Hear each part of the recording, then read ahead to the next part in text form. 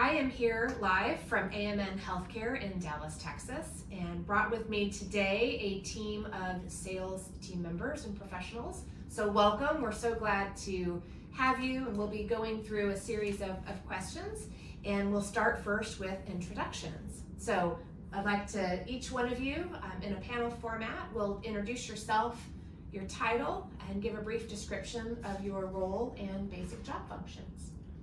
Great. My name is Miguel Castro, and I was born in Uruguay, raised in Germany, and I've been with AMN Healthcare for 6 years, and in the healthcare industry for over 20 years. And I'm the Director of Business Development, and what it means is I consult with hospitals, medical centers, medical groups pertaining to their physician and nurse staffing needs, and consult with them and try to find an adequate talent. I'm Alexandra. I've been with AMN Healthcare for just over a year. I am a manager of account management, so I work with a team to deliver marketing strategies to our clients that are facilities and clinics in the marketplace looking for clinicians and other workforce talent. And I'm Tanya Cotter, and I've been with the organization for 19 years now. I'm a senior director of account management. Client relationships is what I like to call it.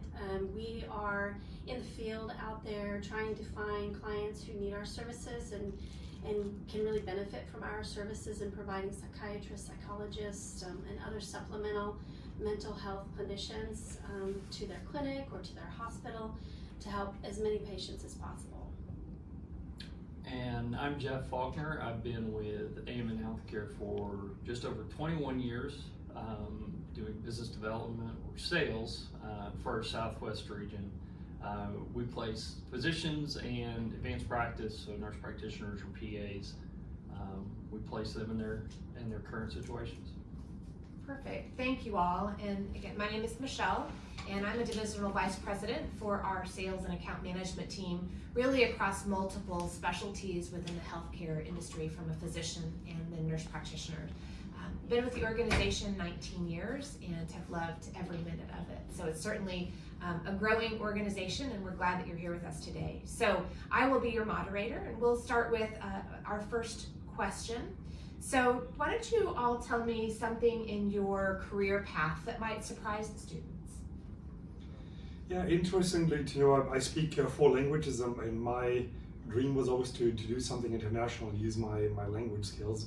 And I started to work in the medical field, in the healthcare field, and then decided to pursue an opportunity in Europe, which ended up not being what I thought it would be. And so I came back to the healthcare industry. And the takeaways is that sometimes, it's okay to try things out and get it out of your system.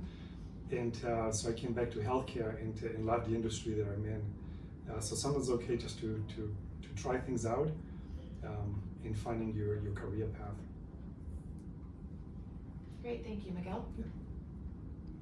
I think something unexpected in my career path is I actually was doing this role with another company, and the culture at that company was not aligned with my core values. So I left and I opened a yoga studio. And it shows that you can do more than one thing, you can wear more than one hat. I still have a studio, I have 5 teachers, but I come to work here every day because this fills my professional bucket as well. That's really interesting, thank you, Alex. I think something for me, I had out of college a very successful career in retail management.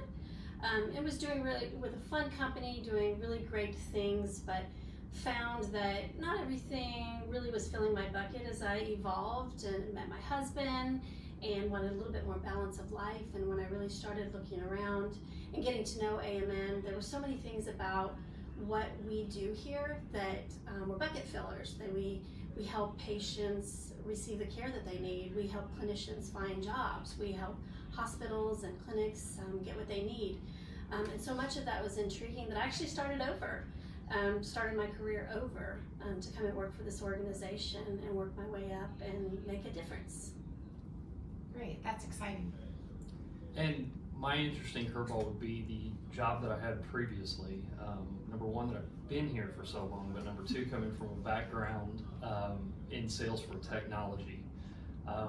Little known fact about me, I barely know how to work my phone, so that's kind of ironic. That's what I started on. But being here for 21 years, it's also a lot of ups and downs and changes within the organization. When I got here, we were a small private company and ultimately acquired by AMN Healthcare. So in many ways over the years, it's like I've taken over different jobs or moved from one job to another. And the good news is, number one, longevity, that I've been here that long, but I think more importantly that I'm more satisfied career-wise now than I was in years 1 through 6, 7, 8. And I think that says a lot about the organization. Fantastic. So now what we'll do is transition into kind of your choice of career and how you got here. So the first question that we want to have answered today is, what did you want to do when you were in middle school or high school? Is that what you're doing today? And if not, what path did you take to get here? So Miguel, we'll start with you again. A great question too. I don't know that I knew exactly what I wanted to do when I was younger, but I knew always I had a passion for helping people, solving problems. And I truly found it with AMN Healthcare because, like my colleague mentioned, we're here to help healthcare facilities receiving the right patient care from a physician standpoint, but also, finding the right connection. And it's very personal. You're always talking to people, solving problems, coming up with solutions. So it's a great field that I find my passion in. I feel the same way. I wanted to help people. I wasn't quite sure what I wanted to do. Healthcare for sure. I originally went to school for nursing. I went to the University of Texas at Arlington. I was put on a wait list, so I was a little discouraged about that program. And so I actually decided to take a different route and went to a surgical tech trade school. I went into surgery and met business professionals and doctors that were in a business development physician group, and I was recruited or scouted for sales. So my route went way off course from where I thought it would be, but I wound up back in healthcare working with doctors and bringing clinicians to that patient care. So helping people was the main goal, and so I'm glad that I'm getting to do that. And contributing so well, all of that background, makes you even better at what you do. So for me, I always wanted to be a teacher. Always wanted to be a teacher with my friends, with my siblings. I was constantly passing out papers. We were always in class, pretending to grade papers. It was always about teaching for me. I think when I started to go to college, I started to explore other things. I graduated with a degree from University of Oklahoma in marketing and management. I really started leaning towards management, which essentially is teaching, but adults. And that's what I do every day. And so I think I'm doing what I wanted to do growing up, just not in a classroom. But I get a chance to mentor, to follow up with people, to really influence people and make them better at what they want to be doing, find out what their goals, their aspirations are, and make them better and help them achieve them and get the resources that they need. All the while helping our clients and clinicians as well. So I'd say I am doing what I wanted to do, just not in the classroom. My path's a little bit different. I didn't, my younger version wasn't really interested in helping people, like the people beside me. I grew up wanting to be a professional athlete and realized pretty early on that wasn't going to happen, unfortunately, due to some size, but really just wasn't that athletic. So that bubble burst. But then I decided that I wanted to be a sports agent, so be still involved in sports. So worked as a runner as a kid for a law firm, and so I was bound and determined to go to law school. And then 1 year in college, I realized law school was not my future, and I wanted to be in sales, working with people, and selling. And so that ultimately took off to a sales career and had no idea I wanted anything to do with healthcare. So did take a job on a friend's recommendation here, and I've been here ever since. So I think what I'm hearing today is really it's okay if you don't know what you want to do, but be inquisitive, ask questions. Taking one step may find an avenue that you weren't expecting, but it really can continue to evolve over time. So really great stories there. So, let's talk about kind of passion and why did you choose this profession or this company? Like, what were some of those drivers to bring you here? I don't know, great question. So I just love, again, dealing with people, and you're always interacting with people. So if you like to interact with people, this is a great industry to be in because it's all about people, and it's patients, it's physicians, and everybody is you're dealing with people on all levels, and so it's coming up with solutions. It's a great area just to work with teams, with other people, internal but also external. And my passion is just to be able to help people and come up with solutions, and it happens every day. So we're always involved in coming up with solutions, either individually or as a team, to help healthcare facilities or medical centers with the staffing needs. That's great. Alex, I'm going to ask you, what advice would you give your younger self if you had to choose your career path over again? I have two pieces of advice. One, I have grown up in that millennial era of my life has been online. I would have definitely started creating a professional brand at 18 instead of letting that go to 24 or so, because you really are networking. You're creating this image that's going to carry with you in this authentic way if you allow it to. What was the part B of your question? So just if you had to do your career path over again, what advice would you give your younger self? The professional brand for sure, but also making sure that I interviewed the company that I was trying so hard to be accepted in, because there are right fits and there are not right fits. Perfect, that's great. Anyone else have any advice to give your younger self? Yeah, I would. When I think back to my younger self, I didn't grow up in the millennial era, just FYI, but I think, think about who you're surrounding yourself with, right? Who's raising your bar?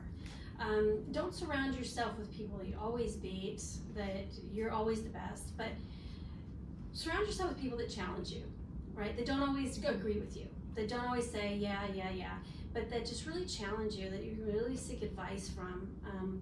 And look around, and there are people around you, either it's a teacher or it's an adult, a friend's parent, or a boss that you're working for. Use them. There's so many valuable people that are probably in your life that could help you get that next step, that would sit down and talk to you like this and give you great advice. So make sure you're using the people around you and you're surrounding yourself with people who really challenge you. That's really, really great. So Jeff, I may ask you, what tips do you have in successful job hunting? And then, when you are interviewing someone, what are you looking for in those that you hire? Always looking for somebody that's ambitious. But I enjoy when interviewing somebody if you can sit across from them and also realize that they're, in a sense, interviewing you as well. So you don't really want to talk to someone who feels desperate for a job, nor should you. You're a highly valued commodity. Because I do remember 21 years ago in my interview, and someone being very assumptive that they were interviewing me and poking and prodding, whereas I sat on the other side of the desk thinking, well, I'm interviewing you just as much as you're interviewing me, and I wanted it to be a good fit. And I also, the advice of be open to exploring any option, because nothing that you commit yourself to has to be permanent. People take different opportunities all the time, and nothing is etched in stone. So be open, because you don't know necessarily what you're looking for all the time, but through experiences you can learn what you're not looking for. So I would say just be open to it, and definitely consider yourself almost an equal as going into the interview, that you're trying to play that matchmaking game also. That's great. Anyone else have any successful job hunting skills or advice or anything that you look for in hiring? I'll go real quick and then I'll give it to Raquel. Research where you're working. Make sure it's where you want to. Make sure it's a good fit. But then research it and show that research in your interview. I'm always looking for people, there's way too much information online, who have really investigated and really show that they want to be with the organization they're interviewing for and that they can contribute to it. So it's really less about GPA, less about where you graduated from, but that you really want to be there and you really want a career at the organization. You've done your research and you've done your homework. That's great. Yeah, the other advice, sometimes, especially being younger, and you might feel like you don't have the work experience that people are looking for.